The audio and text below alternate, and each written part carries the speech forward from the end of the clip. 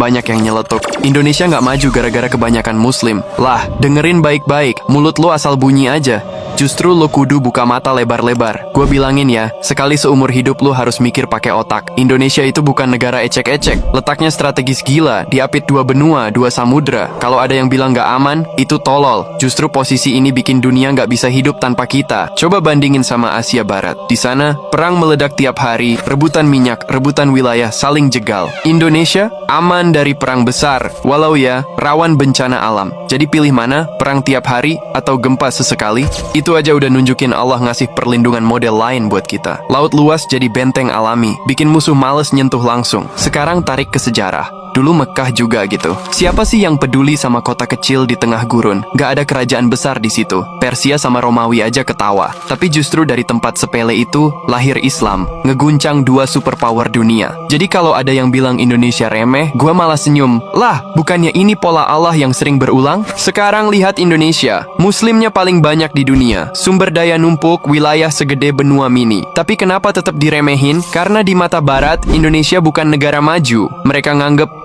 kebanyakan muslim, gak bisa bikin teknologi, gak bisa disiplin, bisanya ribut doang. Itu alasan kenapa kita dipandang rendah. Padahal stigma itu cuman ilusi busuk, sejarah udah buktiin kebalikannya. Dan inilah yang mereka bego banget sampai gak ngeh. Barat ngeremehin kita, mikir Indonesia gampang diinjak. Padahal ada pelindung tak kasat mata yang Allah udah pasang di negeri ini. Laut luas jadi benteng alami, umat muslim terbanyak jadi pasukan doa yang nggak kelihatan. Sama persis kayak Mekah zaman dulu, diremehin, dianggap kota sepele. Justru dari situ lahir Islam yang ngehajar 2 superpower. Jadi jangan kaget kalau pola itu keulang. Mereka ngeremehin, tapi itu malah jadi keuntungan terbesar kita. Jadi logikanya simple banget bro. Mekah dulu diremehin, Islam lahir, ngeguncang dunia. Indonesia sekarang diremehin, punya potensi kebangkitan Islam gede banget.